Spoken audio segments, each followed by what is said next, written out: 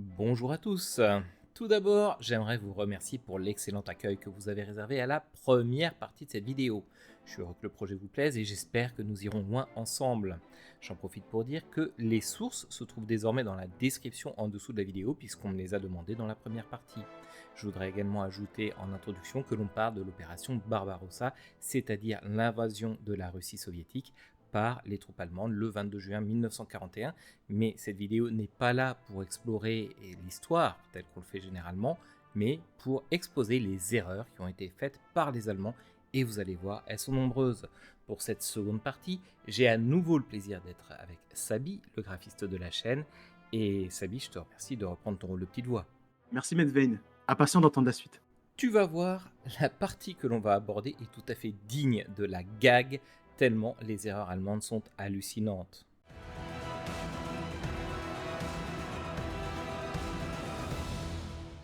C'est pas Napoléon qui disait qu'une armée marchait sur son estomac? Si, et sur ce point, il avait parfaitement raison. Quand les Allemands commencent à préparer l'assaut de l'Union soviétique, ils ont fait l'erreur de rassembler tous les camions possibles qu'ils ont piqués aux quatre coins de l'Europe. Et pourquoi est-ce une erreur ? Eh bien tout simplement parce qu'ils se sont retrouvés avec plus de 2000 types de véhicules différents. Dans la partie précédente, on a déjà parlé de la boue. Et tu imagines bien qu'avec des véhicules, surtout de l'époque, on est en 1941, qui sont forcés de rouler dans de la boue sur des kilomètres et des kilomètres, tu te retrouves très vite avec une panne ou avec une pièce qui casse. C'est évident. Maintenant, essaye de trouver un essieu de remplacement pour un camion Citroën U23 volé à l'armée française quand tu te trouves à 2500 km du garage Citroën le plus proche. Ou une pièce de camion Fiat, par exemple au milieu des pays baltes, ou encore un embrayage pour remplacer celui de ton camion Opel quand tu utilises des dizaines de modèles de camions Opel différents et que tu ne sais pas de quelle variante il s'agit. Mais les Allemands, ils ont une forte industrie automobile, non? Aujourd'hui, c'est vrai.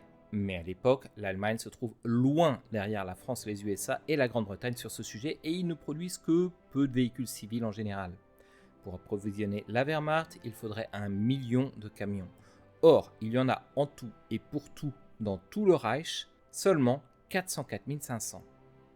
Du coup, les Allemands volent et réquisitionnent des camions dans toute l'Europe avec les conséquences dont on a parlé. Pire encore, il n'y a pas assez de pneus. Le Reich avait fait un stock de 100 000 pneus de rechange. Et on parle de 600 000 véhicules, donc 100 000 pneus, déjà, tous les véhicules n'auront pas de pneus de rechange. Eh bien, ce stock ne tiendra même pas un mois tant les routes sont mauvaises. Le 15 novembre 1941, les Allemands ont perdu près de 150 000 véhicules, définitivement, et 275 000 sont en panne. Dès décembre, plus de 40% des véhicules engagés dans Barbarossa sont définitivement mis hors service. Mais les Allemands peuvent aussi utiliser les chemins de fer, non? Alors, en théorie, ils pourraient. Sauf que là, tu vas rigoler. L'écartement des rails soviétiques n'est pas le même que celui des rails allemands. Il est plus large, avec 1,524 m contre 1,435 m sur le reste du continent. Donc, le chemin de fer soviétique est inutilisable en l'état pour les Allemands, d'autant plus que les Soviets sont pas complètement cons. La première chose qu'ils ont fait en reculant, c'est qu'ils ont saboté plusieurs milliers de kilomètres de chemin de fer. Et ça, les Allemands l'avaient pas vu venir.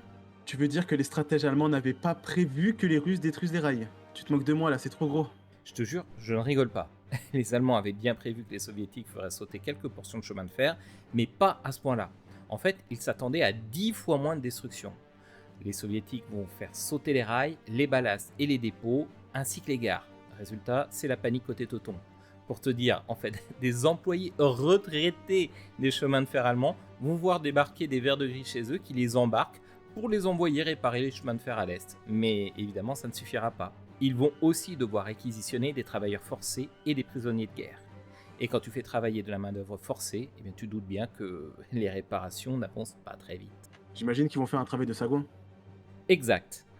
Alors, certes, les Allemands vont réparer 23 387 km de rails, tu as vu, je suis très précis, mais c'est fait dans l'urgence. Et les chemins de fer seront plutôt de mauvaise qualité, étant donné que c'est pas du bon boulot. Résultat, les trains qui empruntent ces voies ferrées sont obligés de rouler lentement et avec peu de wagons pour ne pas dérailler. Et même ainsi, les incidents sont relativement fréquents, ce qui ralentit encore le rythme et ça crée des embouteillages monstres. En octobre 1941, il n'y a pas moins de 1200 trains qui sont bloqués à la gare de Varsovie.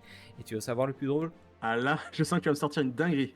Les Allemands, ils n'ont pas assez de trains ni de wagons pour couvrir la logistique de leurs troupes. Mais non! Si, on parle souvent des autoroutes du Troisième Reich, mais pendant que l'Allemagne investissait dans ses routes, elle ne le faisait pas dans son réseau ferré. Résultat, il y avait moins de trains et de wagons en Allemagne en 1941 qu'au début de la Première Guerre mondiale en 1914. Il y a 21 700 locomotives en 1941, soit 5 130 de moins qu'en 1914. Même chose pour les wagons, il n'y en a que 700 000, ce qui fait 135 000 de moins que 27 ans auparavant. Mais quand ils avancent vers l'Est, les Allemands n'arrivent pas à saisir les trains soviétiques? Alors très peu en vérité. Sur les 20 000 locomotives soviétiques qui se trouvaient à l'ouest du pays, il y en a 18 000 qui arrivent à s'échapper vers l'est et les autres qui tombent entre les mains des Allemands sont soit sabotées, soit en mauvais état. En tout cas, ils en récupèrent très peu en état de marche. Ça n'est pas tellement mieux du côté des wagons. Les soviétiques en avaient près d'1 million et les Allemands n'en capturent que 53 000 sur 1 million. C'est pas grand-chose. Beaucoup des wagons d'ailleurs qui seront capturés seront vétustes ou en mauvais état. Un autre détail assez drôle montre à quel point Barbarossa était une monumentale erreur, c'est quand les Allemands avancent, ils capturent des dépôts de charbon soviétiques quand ces derniers n'ont pas brûlé. Alors tout contents, ils envoient ce charbon à leur train, et ils se rendent compte que sa qualité est tellement mauvaise qu'ils sont obligés de le mélanger avec du charbon silésien de chez eux et de l'huile pour le faire brûler, sinon ce charbon ne sert à rien. Mais enfin, les officiers allemands sont des professionnels, non? Comment ont-ils pu passer à côté de détails aussi énormes? En fait, l'officier allemand est un excellent tacticien et c'est un bon technicien de la guerre. Mais l'Allemagne a toujours considéré que la logistique c'était quelque chose de secondaire. En gros, où qu'ils aillent, le ravitaillement devrait suivre et ce détail n'est pas digne de l'attention des officiers allemands avec leur école de guerre. C'est exactement le contraire chez les Alliés et les Soviétiques qui considèrent dès le début que les lignes logistiques sont la priorité absolue de leur stratégie et que tout le reste en découle. Pour te donner une idée, on le rappelle, 3,4 millions d'hommes, 600 000 véhicules et 600 000 chevaux. Il faut au minimum 60 000 tonnes de nourriture, d'essence et de munitions, ainsi que d'autres fournitures de pièces détachées, etc., par jour pour que les Allemands soient ravitaillés convenablement. En vérité, ils ne vont jamais réussir à fournir un tel effort logistique. Ça, on le sait, les nazis pensaient que les Slaves étaient des Untermensch, des sous-hommes. En fait, c'est en cela que les idéologies sont dangereuses. Elles essayent de plier la réalité à leur narratif, au lieu de l'accepter. En raison de l'état policier et de la terreur stalinienne, les Allemands sous-estiment complètement l'Union soviétique. Il faut dire que la guerre d'hiver qui a eu lieu un an auparavant contre la Finlande n'a pas vraiment mis l'armée rouge à l'honneur, loin de là. En fait, les soviétiques se sont un peu fait botter les fesses par les Finlandais, à tel point qu'à Berlin, ils en ont conclu que Barbarossa allait être une promenade militaire. Pour tout dire, Halder, dont on a déjà parlé, qui était le chef d'état-major de l'armée allemande, voulait même déclencher Barbarossa à l'automne 1940. Enfin, ses officiers lui ont dit, écoute, c'est l'automne, ça va être l'hiver en Russie, c'est peut-être pas la meilleure saison. Ça te montre quand même le mépris total qu'il avait pour l'URSS. Et quelles étaient les informations dont disposaient les Allemands? En fait, ils en ont très peu, et c'est bien là le problème. Leurs avions de reconnaissance leur ont bien donné les positions des troupes soviétiques, et l'OKH sait que les soviétiques sont en train de constituer une grande base industrielle du côté de l'Oural. Mais pour le reste, en fait, ils nagent dans le brouillard. En fait, les Allemands sont totalement persuadés que l'Union soviétique va s'effondrer comme un château de cartes, exactement comme la Russie tsariste en 1917.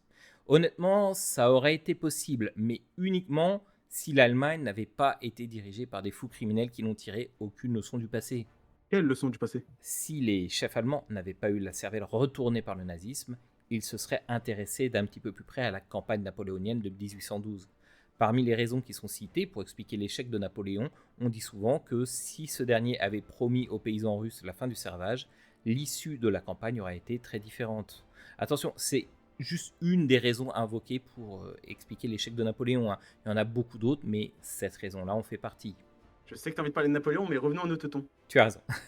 En fait, un régime politique qui est privé de sa base sociale est un régime qui est condamné à s'effondrer. C'est exactement ce qui s'est passé en 1917 lorsque le tsar a perdu le soutien de son peuple et dans la foulée, il a perdu son trône et la vie. En ce qui concerne la base sociale du régime soviétique, tout dépend en fait des régions dont on parle. Je crois que les Russes n'étaient pas très appréciés dans les pays baltes et en Ukraine. En effet, les pays baltes avaient été envahis en 1940 et les soviétiques étaient plutôt détestés par la population pour y avoir assassiné les élites locales. C'est un peu la même chose en Ukraine où une partie de la population se remet tout juste de l'Holodomor, c'est-à-dire la grande famine qui a été organisé par Staline et qui a fait entre 4 et 5 millions de morts. Dans une grande partie de l'URSS, les Allemands sont d'abord accueillis favorablement, on va dire, par les indigènes. On voit parfois des scènes avec des femmes qui couvrent de fleurs les soldats allemands qui arrivent. Au début, dans ces régions en tout cas, la population n'est pas foncièrement hostile à la présence de la Wehrmacht. Mais où était la base sociale du pays alors? Principalement dans un triangle géant qui part de Leningrad à l'Oural en allant au sud vers Stalingrad. D'ailleurs, un des conseillers de l'ambassade allemande à Moscou, qui s'appelle von Walter, prévient quand même ses supérieurs que le régime soviétique commence à avoir une vraie base sociale, notamment avec la génération qui est née et qui a grandi avec le communisme. Mais les chefs allemands ignorent totalement ces recommandations. Ils vont déchaîner l'enfer tant sur les civils que les militaires. Déchaîner l'enfer à ce point-là. Alors dis-toi que même une grande partie des populations qui détestent les Russes se met à combattre les Allemands. En fait, il a fallu pousser le bouchon beaucoup trop loin pour qu'il soit supportable de vivre sous un tel régime. Les chefs allemands ont absolument tout fait pour se faire haïr de la population locale, entre les atrocités commises contre les juifs, comme par exemple on les enferme dans une synagogue et on les brûle, c'est absolument atroce. Et tu as aussi eu la Shoah par balle, tu as eu le pillage absolument systématique de tout ce qui tombait sous la main des soldats allemands. Bref, le peu de capital de sympathie dont disposait la Wehrmacht en pénétrant en Union soviétique s'évapore en quelques semaines à peine. D'un autre côté, ne dit-on pas que les soldats de l'armée rouge avaient un très mauvais moral? Après la guerre d'hiver contre la Finlande et les Grandes Purges, c'est effectivement le cas. Le moral est en berne, mais les soldats soviétiques apprennent rapidement l'information selon laquelle les prisonniers de guerre sont traités de façon effroyable après s'être rendus. Résultat, le soldat moyen de l'armée rouge se dit qu'il vaut peut-être mieux éviter de se rendre, d'autant plus que de son côté, Staline est très clair. Il dit qu'il considère que tout soldat qui se rend est un traître à la patrie, et pire encore, il montre toute sa cruauté en promettant aux soldats de l'armée rouge qui se rendent qu'ils seront fusillés à leur retour de captivité et leur famille avec. Donc quand tu as ta famille dans la balance, t'es un petit peu plus combatif. Bref, entre la sauvagerie des Allemands et le NKVD des soldats de l'armée rouge qui leur mettaient un fusil dans le dos, les soldats soviétiques n'avaient pas vraiment le choix entre se battre et mourir. Est-ce que les Allemands savaient combien ils affrontaient de soldats soviétiques? Pas du tout. Au début de l'opération, les Allemands croient affronter environ 213 divisions. En vérité, dès la mi-août. Leurs estimations leur disent qu'il y en a en fait plus de 360 face à eux. Et encore, pendant toute la guerre, ils sous-estimeront en permanence le nombre de soldats auxquels ils font face. En général, ils sont toujours à peu près un tiers en dessous de ce qu'il y a réellement. Et en fait, ils ne sous-estiment pas seulement le nombre de soldats soviétiques, mais ils sous-estiment aussi beaucoup leur matériel. Voilà, nous y voilà, les fameux T-34. Pas seulement. Il y a aussi les monstrueux chars KV-1 qui sont au départ presque invulnérables aux pièces anti-chars des Allemands, et il n'y a que les avions d'attaque au sol comme les Stuka et les canons anti-aériens de 88 mm qui sont capables d'en venir à bout. D'ailleurs, dès le 11 octobre, les soviétiques infligent une défaite locale à la 4e Panzer à Mzensk, et ils perdent moins de chars pendant la bataille que les Allemands. Ça commence à inquiéter sérieusement le haut commandement du côté de Berlin. La nouvelle génération de chars soviétiques est plus moderne, rapide et puissante que tout ce que les Allemands peuvent proposer. En plus, les chars ne sont pas les seuls atouts des soviétiques. Il y a aussi leur avion d'attaque au sol. Tout à fait. Les soviétiques ont une meilleure aviation d'appui au sol avec l'Ilyushin IL-2 Sturmovik, que l'on appelle aussi le tank volant, et qu'ils ont développé après leur expérience pendant la guerre en Espagne. Cet avion est si efficace que les Allemands vont le surnommer la mort noire. Mais ça ne s'arrête pas là. En fait, ils ont aussi de l'artillerie tractée. Chez l'armée rouge, elle est bien supérieure à celle de son ennemi. Ils disposent aussi d'une arme que les Allemands vont découvrir avec effroi, et je comprends pourquoi, et parce qu'ils ne l'avaient absolument pas anticipé, avec les lance-roquettes Katyusha. En fait, les fameux orgues de Staline qui frappent fort et loin, et ils sont extrêmement mobiles, bien plus que n'importe lequel des canons allemands. À bien des égards, l'armée rouge est beaucoup plus adaptée à une guerre moderne que la Wehrmacht, parce qu'elle possède une meilleure vision de ce qu'est la guerre moderne à travers ses penseurs. Tant la Wehrmacht de l'époque est montrée comme un modèle d'organisation et à la pointe du progrès. C'est pas tout à fait faux, mais il manque un point crucial. L'armée allemande n'est pas supportée comme il le faut par l'économie du pays. Les chefs allemands croient encore à la guerre éclair contre un adversaire qui s'effondrera en 6 semaines. Or, on l'a déjà vu, l'économie allemande n'est pas totalement mobilisée, de même que la formation de leurs troupes et de leurs officiers. De leur côté, les soviétiques, ils ne croient pas du tout la guerre éclair. Ils connaissent leur pays, ils savent à quel point il est grand, ils savent que c'est pas possible. Pour eux, et pour les meilleurs généraux et les meilleurs penseurs de l'armée rouge, la guerre sera forcément industrielle, longue, coûteuse et terrible. Et quand on voit le résultat, on se dit qu'ils avaient raison. Tu peux me donner un exemple de manque de mobilisation? En fait, il y a des dizaines d'exemples, mais je vais en prendre un vraiment symbolique pour le dire, parce que sinon la vidéo serait trop longue. C'est par exemple la formation des pilotes d'avion. On l'a vu dans la première partie, la Luftwaffe, c'est-à-dire l'armée de l'air allemande, aligne moins d'avions contre l'URSS que contre la France et la Grande-Bretagne. Eh bien, dis-toi que les pilotes de l'armée allemande en formation sont encore envoyés en stage de ski et de danse jusqu'en 1942, alors que le front de l'Est est à feu et à sang. Et les Allemands manquent de pilotes. Je pense que cet exemple en dit assez long sur les responsabilités des dirigeants allemands. Staline aurait pu leur dire « Vous dansiez, j'en suis fort aise ». Et l'hiver est venu, et avec lui, la fin de Barbarossa. Voilà, c'est tout pour cette vidéo. Merci à tous d'avoir suivi. Vous doutez bien que j'ai pas été en mesure de parler de chacune des erreurs allemandes parce qu'elles sont juste beaucoup trop nombreuses. Comme je l'ai dit, si ces vidéos atteignent les 5000 vues, je me ferai un plaisir de relever les défaillances du commandement soviétique et certaines des erreurs allemandes en découlent directement. Merci en tout cas pour l'excellent accueil que vous avez réservé à la chaîne. Je suis vraiment épaté par la qualité des commentaires sous la première vidéo. Il y a des gens qui sont vraiment extrêmement pointus et ça me fait super plaisir de pouvoir échanger avec vous. Merci à tous d'avoir suivi jusqu'ici et je vous dis à très bientôt.